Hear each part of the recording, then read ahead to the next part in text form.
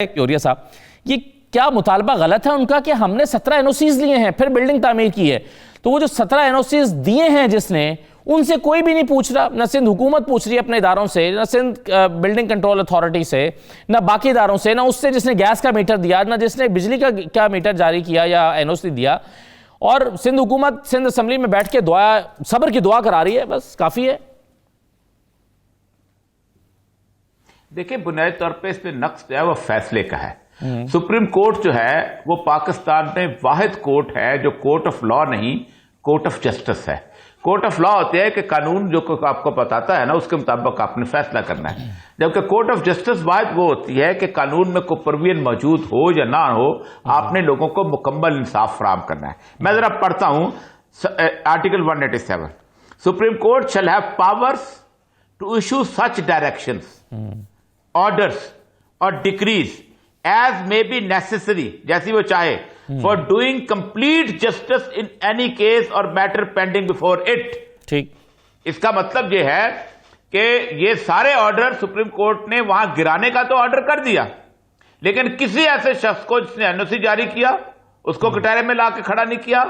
उस वक्त की हुकूमत को, वहां के सिंध गवर्नमेंट के अदारों को, जो लोग वहां पर मददगार थे वो, और उसके साथ साथ बाकी मसला सारा यह है कि आपने कह रहे दरवेश पर जा रहे दरवेश, आपने नजला जो है एक गरीब आदमी पर वहां पे फेंक दिया। अब अगली जिम्मेदारी होती है सिंध हुकूमत की। मसला सारा यह है कि आप कराची में आज चले जाएं, कल चले जाएं, 4 दिन पहले होके आए होंगे। सही, कराची में एक फीलिंग ऑफ एलियनेशन जो है गुज़िश्ता 2 साल से चल रही है।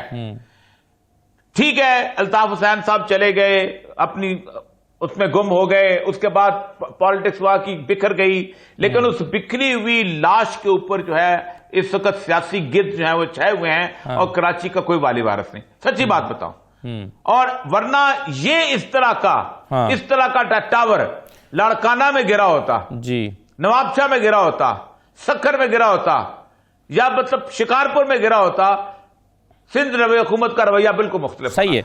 मंदो खैल साहब, ये बुनियादी सवाल 2 हैं। एक तो ये कि कौन से आपके इदारे हैं सिंध हुकूमत के जिन्होंने 17 एनओसी जारी किए, आज इश्तहार भी दिया है अखबारात में आबाद ने, और शट डाउन किया। उन्होंने कहा हम शट डाउन कर रहे हैं, काम बंद कर रहे हैं, बहुत बड़ी इंडस्ट्री जो है वो बंद कर दी गई। और उन्होंने कहा कि हम इसलिए कर रहे हैं कि हम 17 एनओसीज लेने के बाद भी जो है और हम और लेजिटिमेट नहीं हो रहे हमारी कंस्ट्रक्शंस को, और गिराया जा रहा है। तो बुनियादी सवाल ये कि वो जो 17 एनओसीज जारी किया आपने, उनके खिलाफ क्या कार्रवाई की? देखिए, इस वक्त मामला सुप्रीम कोर्ट ने अपने हाथ में लिया है, और ये बात भी कि पहली मरतबा या मैं या पीपल्स पार्टी का कोई दूसरा ओहदेदार ये बात कर रहा है। मैं उस केस में खुद बैठा हुआ था जब साकिब निसार साहब ने बनी गाला की गैर कानूनी कंस्ट्रक्शन को रेगुलाइज करके 12 लाख रुपए जुर्माना लेकर रेगुलाइज किया है। हमारा इस बारे में ये मौकफ है, नस्ला टावर के हवाले से इनके पास है 760 गज ओरिजिनल जमीन था, 300-350 गज उन्होंने जमीन और एक्वायर किया। तो क्या ये बेहतर नहीं होता? मैं इसको कभी भी जायज नहीं कहता हूं, क्या ये बेहतर नहीं होता? बिल्डर तो भाग चुका है, बिल्डर भाग चुका है। अब वो सुप्रीम कोर्ट सबसे पहले इन लोगों का पैसे अपने अकाउंट में जमा करते और उसके बाद उनके हाथ में पकड़ा के, और फिर भले बम से क्या बारूद से क्या नहीं। कादर मंगला, मुझे ये बताइए कि ये जो जिन लोगों ने ये मेरा नहीं है जी, मेरा सवाल ये है आपसे कि जब ये तामीर एक सड़क की जगह पर या पार्क की जगह पर गैर कानूनी जगह पर तामीर हो रही थी, तो हुकूमत के इदारे सो रहे थे क्या?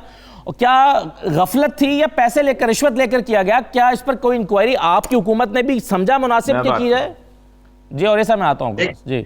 मैं तो आपके तौसीफ पे सुप्रीम कोर्ट से यह मुतालबा कर रहा हूं कि एक अफसर को जेल भेजा जाए, चाहे वो बिल्डिंग कंट्रोल अथॉरिटी को, चाहे वो के इलेक्ट्रिक को। हुकूमत की कोई जिम्मेदारी नहीं है।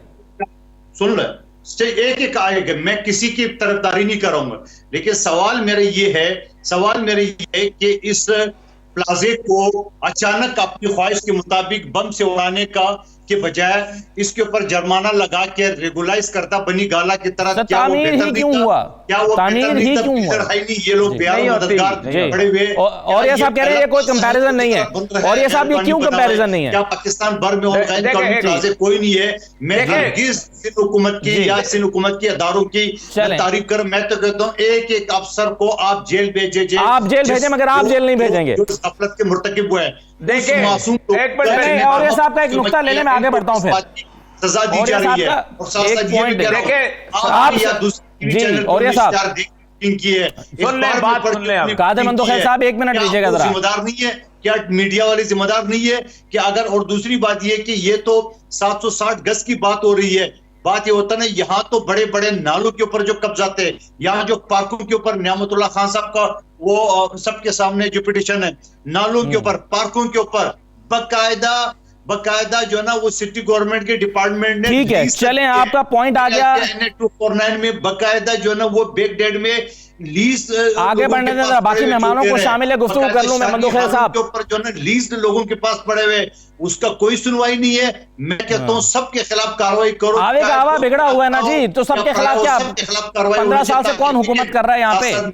गुजारिश कर रहा हूँ जी। और ये साहब आप कह रहे हैं कि कोई कंपैरिजन नहीं बनता इसका जो मंदूख साहब दे रहे हैं जी। देखिए, पहली बात है कोई कंपैरिजन नहीं है। एक इंडिविजुअल घर के नक्शे पूरे पाकिस्तान में रेगुलराइज होते हैं, डिफेंस में होते हैं, कैंट में होते हैं, एलडीए में होते हैं, सीडीए में होते हैं, लेकिन रियासत की जमीन के ऊपर जब कब्जा होता है तो पाकिस्तान में किसी को कोई अथॉरिटी नहीं है, कोई अथॉरिटी। मसला सारा सिंध हुकूमत बंद कर दे जी, मंदूख साहब का सारा खानदान ठेकेदारियों पे लगा हुआ है पूरे मुल्क में, कौन सा बड़ा मंदूख खेल है, मैं जो मैं सारे मंदूख खेलों को जानता हूं, सब ठेकेदारी करते हैं। कल को पंजाब की गवर्नमेंट करते हैं, कल को पंजाब की गवर्नमेंट उनके साथ ही सलूक करे तो क्या होगा उनके साथ? नहीं होगा ऐसा। क्या करेंगे? चीखेंगे नहीं? मसला सारा यह है कि आप सिंध हुकूमत में ताला लगाओ, हम कहते हैं सुप्रीम कोर्ट फैसला करे। सुप्रीम कोर्ट ने एक फैसला कर दिया कि यह गलत अलॉटमेंट हुई है, उसके तहत एक्शन किसने लेना था? सिंध गवर्नमेंट ने लेना था। ये शहरी किसके हैं? ये बांग्लादेश से आए हैं ये लोग कोई अपना बर्मा से आए हैं, इंडिया से आए हैं, आपको वोट देते हैं। मसला यह है कि आपको वोट नहीं देते ये लोग, आपने बेजारो मददगार का छोड़ दिया। होना तो यह चाहिए था कि सिंध गवर्नमेंट उठती, पहले कंपनसेशन देती और फिर अपने बंदों को लटकाती। कोई नहीं लटकाएगा। नहीं, वो कह रहे हैं जेल भेजे, सुप्रीम कोर्ट जेल भेजे लोगों को। जो लोग इसमें मुलव्वस हैं वो कह रहे हैं क्यों भाई, आप क्या कर रहे हैं? आप क्या कर रहे हैं? आप क्या कर रहे हैं? अगर सारा काम अदालत में करना है तो सिंध को देखिए, अदालत किस लिए होती है? अदालत होती है। औरिया मकबूल जान साहब हैं, तज्जाकार औरिया मकबूल जान साहब बोल रहे हैं। अच्छा, अब मैं आलिया हमजा साहबा, मुझे ये बताइए, एक तो ये मसला है, चलें इस पर, दूसरा खाद का जो बहरान पैदा हुआ, किसान परेशान है और आइंदा की फसलों पर इसका बड़ा इम्पैक्ट वज़ीर आज़म साहब ने डाल दिया है कि जी ये तो सिंध की जिम्मेदारी है, और सिंध हुकूमत ने जो है वो फर्टिलाइज़र कंपनियों के साथ मिली भगत से स्टॉक कर लिया है और ये सब चीज़ें हो रही हैं। हल क्या है इस मसले का? क्या सिर्फ सिंध के ऊपर जिम्मेदारी डाल के इस मसले से निपटा जा सकता है? बिस्मिल्लाहिर्रहमानिर्रहीम। थैंक यू असद साहब। असद साहब, मैं दोनों को सुन रही थी, बड़ी अच्छी बात कर रहे थे औरिया मकबूल जान साहब, और एक लॉजिकल बात थी। लॉजिकल बात ये थी कि हर चीज अदालत की जिम्मेदारी नहीं है, हर चीज वफाक की जिम्मेदारी नहीं है, कुछ तो सिंध गवर्नमेंट की भी जिम्मेदारी है। पिछले 35 साल इनका रिकॉर्ड है सिंध हुकूमत के ऊपर, पिछले 13 साल से ये कराची के ऊपर हुकूमत करें, मतलब 13 साल से तो लगातार ये सिंध के ऊपर हुकूमत करें। सवाल होना चाहिए, बल्दिया का आपको याद है 200 लोग मर गए थे, क्या था? तब भी वो जो बिल्डिंग की कंस्ट्रक्शन थी वो ऐसी थी कि फायर ब्रिगेड एग्जिट ही नहीं था वहां पर। यही एक बात है जो प्राइम मिनिस्टर इमरान खान साहब जो उस दिन भी वो कह रहे थे कि 5500 अरब की सरकारी जमीन के ऊपर माफिया का कब्जा है।